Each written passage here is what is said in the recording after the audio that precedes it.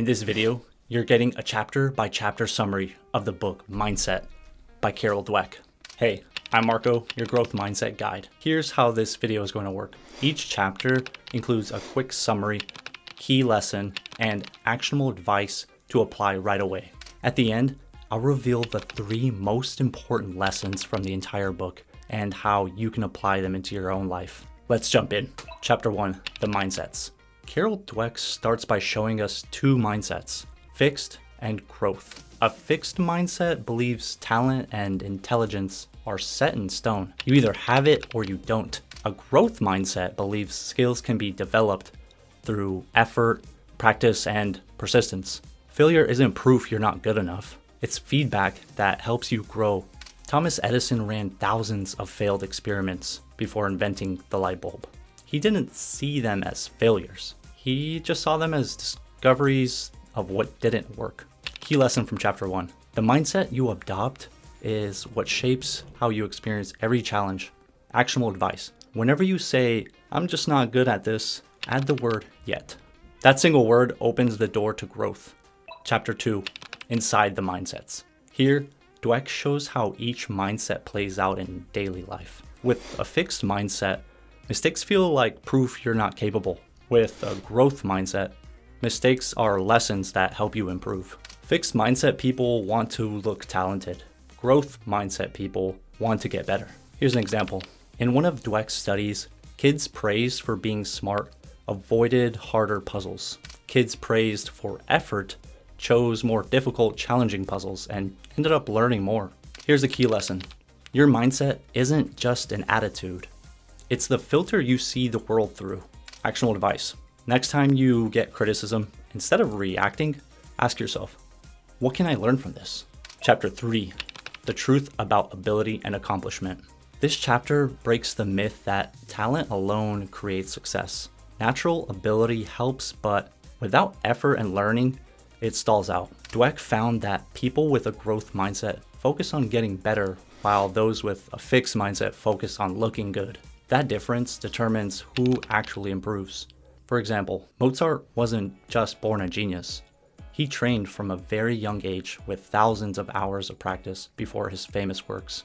That difference determines who actually improves over time. Key lesson from this chapter. Effort isn't the opposite of talent. Effort is what unlocks talent. Your actionable advice from this chapter is to reframe effort. Instead of saying, this is too hard, maybe I'm not good at it, say, this is hard, which means I'm learning. Chapter 4, sports, the mindset of a champion. In sports, mindset separates champions from almost champions. Fixed mindset athletes fear failure. They avoid tough challenges. Growth mindset athletes use failure as fuel. For example, Michael Jordan was cut from his high school basketball team. Instead of giving up, he trained harder and became one of the greatest athletes of all time. Dweck also studied Olympic athletes and coaches. She found that the best ones weren't obsessed with winning. They were actually obsessed with improving. Key lesson from this chapter. Greatness isn't about never failing. It's about learning faster from failure than anyone else. The actionable advice from this chapter, after any loss, write down, what did this teach me? Then bring that lesson into your next practice. Chapter 5, business mindset and leadership. Mindset shapes entire companies. Fixed mindset organizations hide mistakes and protect egos. Growth mindset organizations reward learning and encourage risk-taking. When Steve Jobs returned to Apple, he created a culture where experimenting was valued, even if it meant failing at first. That growth culture turned Apple into one of the most innovative companies in the world. Dweck also found that fixed mindset leaders often avoid hiring people who might outshine them, while growth-minded leaders actively seek people who can challenge and improve the team.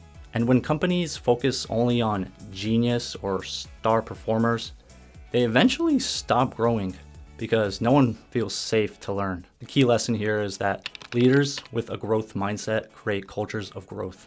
The actionable advice at work, stop asking, did we win or lose? Start asking, what did we learn from this? Chapter 6, relationships, mindsets, and love. Mindsets show up even in love. Fixed mindset partners see conflict as proof the relationship is broken. Growth mindset partners are people who see conflict as a chance to understand each other better. For example, couples who last long-term don't avoid fights. They use disagreements as opportunities to grow stronger together. Dweck also notes that growth-minded couples tend to forgive faster and communicate more honestly, mainly because they believe relationships, like skills, can be improved through effort. The key lesson from this chapter is love isn't about finding a perfect match. It's about building resilience together. During a conflict that you might encounter, just replace blame with curiosity. Ask questions like, what can we learn from this fight? Or how can we improve going forward? Chapter 7, parents, teachers, and coaches. Mindsets often start with the messages we get from adults. Praise for talent, you're so smart, often creates a fixed mindset. Praise for effort, you worked hard, builds a growth mindset. For example, in Dweck's experiments, kids praised for intelligence quickly avoided harder problems. Kids praised for effort chose the harder, more challenging problems and got smarter through them. Dweck also found that kids copy how adults handle setbacks. If parents or teachers react calmly and focus on learning, children learn to do the same. And when coaches use mistakes as teaching moments, they build players who are mentally stronger and more confident over time. The key lesson from this chapter, our words and reactions can shape how others see themselves. And the actionable advice from this chapter, instead of saying, you're so talented, say, I'm proud of how hard you worked. Chapter 8, changing mindsets. The final chapter is the most powerful. Your mindset can change. Even if you've had a fixed mindset for years, you can shift towards growth mindset by catching your fixed mindset voice and replacing it with more growth-oriented thoughts. For example, when students learned that the brain grows just like how a muscle grows, their grades actually improved. Why? Because they started believing that with effort, they could improve their intelligence and anything else they set their minds to. Dweck calls this mindset awareness. Once you see your fixed thoughts for what they are, just thoughts, you can start to choose a better response. The key lesson from this chapter, mindset isn't permanent. It's a choice you can practice every day. Actionable advice from this chapter is, when your inner voice says, don't try, you'll fail, answer back with, if I fail, I'll learn and get better. All right, we've gone through every chapter of Mindset by Carol Dweck. Now, as promised, here are the 3 most powerful lessons from the entire book and how you can apply them into your own life. Lesson number 1, your mindset is a choice. You're not born fixed or growth-minded.